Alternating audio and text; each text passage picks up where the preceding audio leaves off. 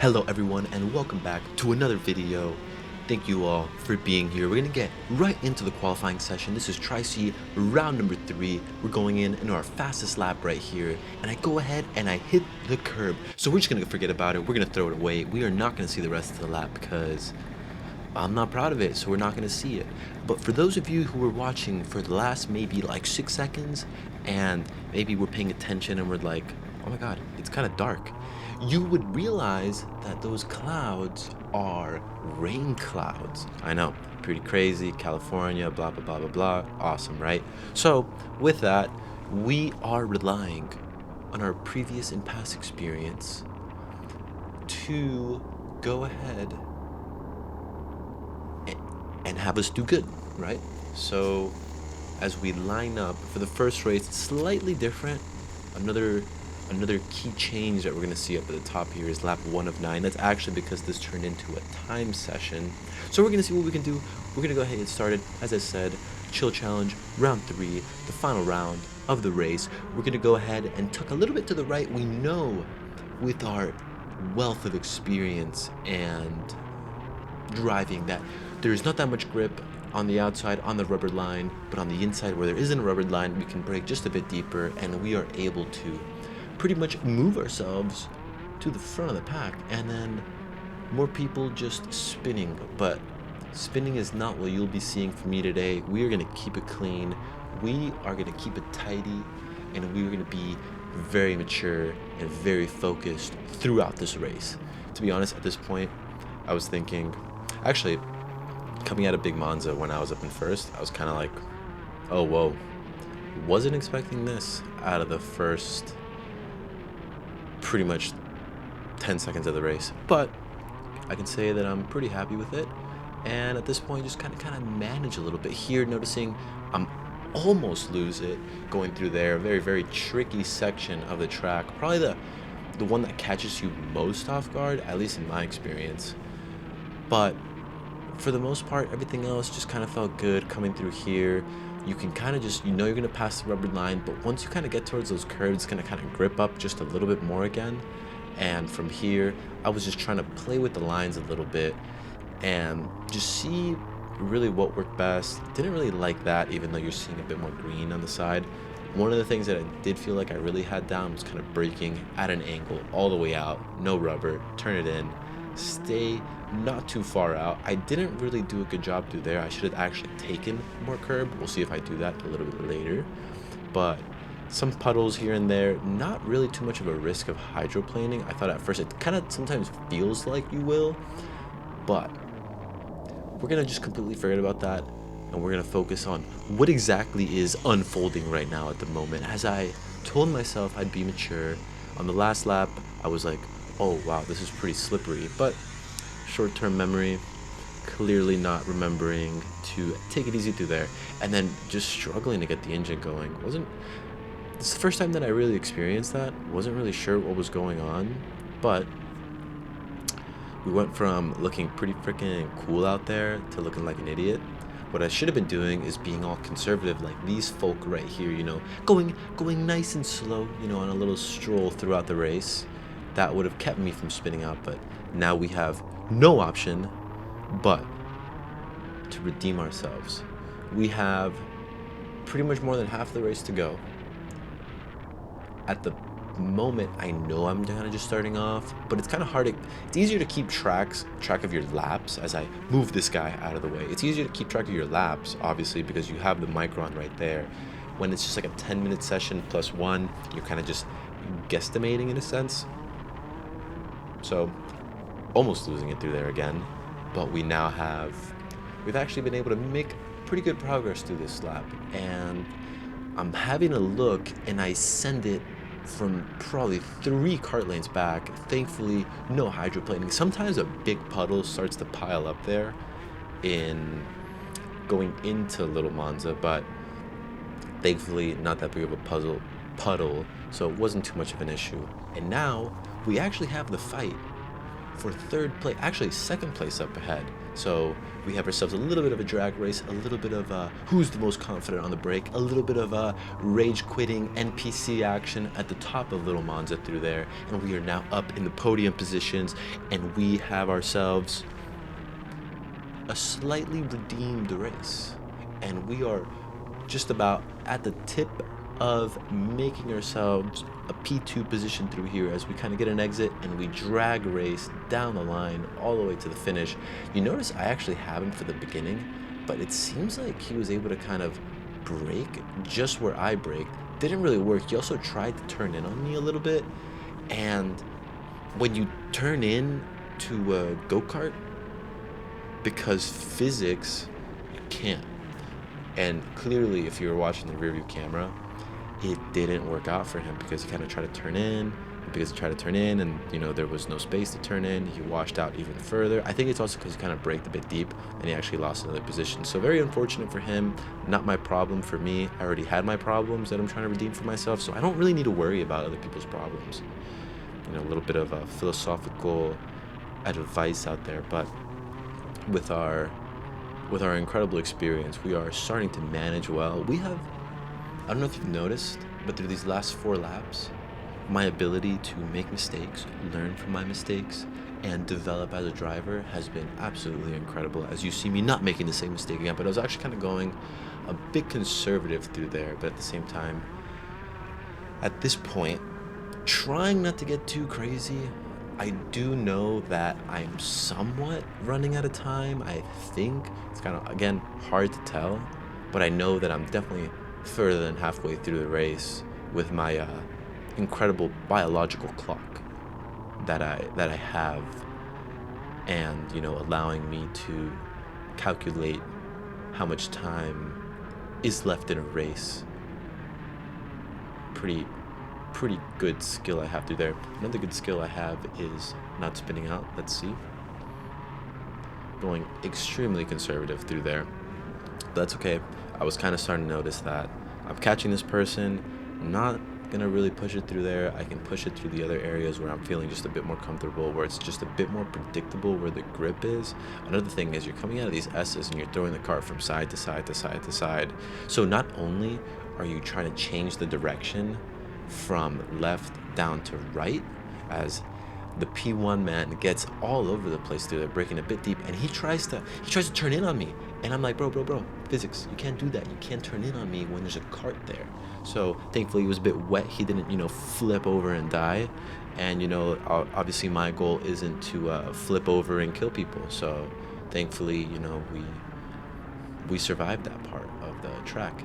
And as we go through here, through the S's, right here what I'm talking about, you see you're going left, you flick it right, and at the point where you're flicking it right, there's also a rubber line, so it can get very, very treacherous. So we're going to try and slipstream him through there, try to beat him on the brakes, but I kind of go a bit too far up. He was also able to kind of cut back on me. Actually a pretty good job through there, holding the position. The cart jacks up, and I'm going to try to make up the space through here, but I actually back out, which is another very mature thing for me to do, as if for those of you who I make it up on the inside, we'll get back to that later, go up on the inside, like I said, there's a lot of grip in the inside of sandbox, and kind of just going a bit defensive through here, not going all the way up because I don't really know exactly where he is, but I assume that he was closer than he actually was. So we have 2 laps left to go. We're going to go through the S's for the second and last time, make sure that we don't have a mess of it, but no need to worry because others will do that for us. So unfortunately for the second place man having an issue through there, I'm not having an issue through there anymore, so live and learn. But as I was saying, there's a lot of grip on the inside of that sandbox, because when you think about it, the line is it's a very interesting turn, right? So you're kind of coming a little bit left, going a little bit right. Now again, here I'm just kind of testing it, but if you're able to go up onto the inside, yeah, you're pinching the line a lot, but you're also finding a ton of grip on that part of the curve. So something to think about in the future as we have a little bit more battles in the rain. This is just the preheat, pre-main. This is the heat. So something to think about as we get into these final lap right here. as we finish up, but you know, we're gonna go ahead and take the experience that we learned from this race, and the forecast was showing that it's gonna rain. It's not gonna stop raining for this final race. So clapping for myself, clapping for redeeming myself, because you know, spinning out from first place makes you look pretty dumb. But I was able to kind of gain from that. So another thing that happened was, speaking of puddles and hydroplaning, this actually happened on the warm-up lap. So we had to do a second lap. It had continued to rain. The forecast was correct. So there are bigger puddles. I am pointing to the left because I saw that second place dude was kind of starting to creep up on me a little bit. And actually, it does seem like he was able to finish second. The reason that I'm not too sure about that, and he got a terrible start, by the way, is because Race Hero, once again, just like deleted the race results. So kind of makes things a little bit difficult for me in a sense. But as you might notice, and we're going to go ahead and see what we can do. I kind of go through a narrow line through there, but because it had continued to race, and this track doesn't necessarily have the most incredible draining in the world, we do have a bit more puddles. We have ourselves a nice side-by-side battle through there, and this is the big puddle that I'm talking about. As we go through here, you're going to see a ton of standing water through there. It's kind of incredible that the guy didn't spin out. A little bit less of a puddle through here. I mean, as we saw literally in the warm-up, someone spinning out, trying to warm up, and you know, really diminishing your confidence going into a race, something that you don't want to do. But I'm pretty sure they were able to just go ahead and get started. But yeah, so at this point, I just kind of need to think to myself, and I was actually kind of just enjoying the driving. It's a bit of a very different kind of dynamic. It's a lot less force. The speed is slower, obviously, which is probably why the marshal is, you know, kind of playing his luck through there. I generally try not to kill marshals on track and run them over, but I don't know. Clearly the marshal had himself another agenda, as you've seen sometimes in the past, that, you know, they're against me, right? And maybe they were just trying to throw me off guard, throw me off balance, seeing that I'm, just trying to butt me a little bit, get a little balance of power, kind of like what they do in the IMSA series. I think they do it in the IMSA series. I'm not sure. I'm pretty sure they do that. But clearly, they're just trying to bot me. But you can't bot me. I'm just going to continue on doing my thing, braking where I need to brake. And actually, at this point, even though I know on the dash, well, it says red right now at the moment, but it said green like 2 seconds ago, I'm not really trying to push the braking zones. I'm just trying to keep it consistent. I know where not like that. That is not consistent. But I'm not really trying to push more than I really need to be. I'm kind of just enjoying it a little bit and just holding back in a sense. I didn't want to really go too crazy. I didn't want to push too hard. I didn't want to find myself in the same situation that I found myself in the last race, right? So in the previous race, I already understood where the grip is, where the grip isn't, where the puddles are, where I shouldn't go, what curves I can take. So I'm just going to go ahead and do exactly that for the remainder of the laps, and just make sure we don't get into any messes, make sure we don't spin out, make sure we don't park on the side of the road like that, because while you can do that on streets, on racetracks, usually not beneficial to you. Yeah. So when you're racing, try not to parallel park unless the race is over, or even not, because if you just parallel park on the side of the track, then we gotta wait to start the next race. So yeah, ideally not doing that. And as we fast forward, at about halfway through the race, we see one of our enemies, and not specifically the enemy because of this specific person, but more of a blue flag issue, as we see someone parked up there on the left. Clearly people just don't want to partake in this race anymore. But yeah, as I was saying, one of our enemies, as we've seen in the past, is the back marker. Because sometimes the back marker doesn't realize that I am leading or trying to be leading, and they like to not move out of the way. I've seen in the past, it was actually kind of frustrating, where, especially on the 206, where there's literally a rev limiter. If you pull to the side on the straight, but you don't back off, I'm not gonna pass you, because we're all at rev limiter here. What you need to do is take your little right foot, release the gas, or maybe even take your little left foot and step on what's in front of it. Use the brakes a little bit. Be a little bit courteous. Now, sometimes it's hard to do that when there are no blue flags being shown. So as I'm closing in on some of these people here, I am waving not specifically for a white flag. Some people thought I was waving for a white flag. I was more concerned about the other color flag or the colored flag because it's blue, white. I don't know. You let me know. Is it a color? Is it a shade? Is it grayscale? I don't know. But what is this up here? A back marker. And what is not being shown? A blue flag. But it's okay. I tried not to go too crazy through there. I could have probably like kept it pinned a bit through there and tried to make an overtake, but probably not a good idea. I'm gonna wait for somewhere where it's safer, and I'm actually gonna use my left hand and tell him, hey, slow it down, because I don't want you to spin me out. But don't really need to worry about that too much. We're going down to our final race. Final lap of the final race of the season. So we get the white flag. We have some people up in front of us. I've been kind of closing in on them pretty relatively quickly, so I know I'm probably going to end up catching them at some point in the lap. But once again, I'm just going to try to keep it a little bit moderated. I'm not going to take too much risk. I'm going to be like that. Not like that. More people parking on the side of the road, not where they should be. And yeah, so right here we kind of have a pretty good opportunity to kind of go on the brakes. I can see where they're braking, and I knew I had plenty of time to go ahead and make the move through there. Now, just going to go through this curve one more time, and I almost ruined the race for myself through there, almost spinning out, even though I believe the gap was about 20 seconds to second place. Regardless, if that same thing had happened, I would have not been able to start the kart. But we don't need to worry about that as we cross the line in first, even though it doesn't look like I'm in first. But it's a back marker, I promise, because you're going to see him continue on and continue his lap.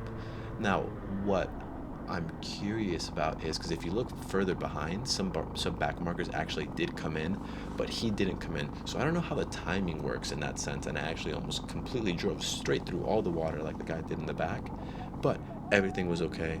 Everything worked out. I was very, very happy with the result. This is actually the first time that I was renting an engine and pitting with Precision Works. This is the team that you're gonna see me pitting with for the remainder of the season, doing some Kodo events, going to Tucson with, going to Sonoma, doing all these things, pro kart, blah blah blah blah blah, as I can't turn off the go-kart.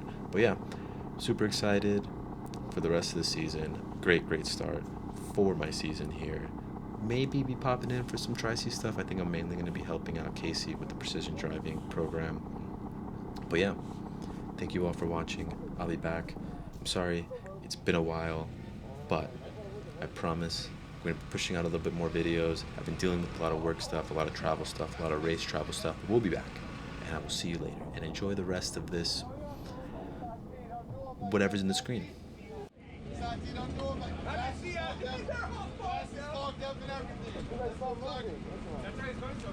what I'm talking about.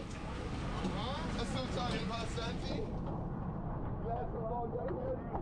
Good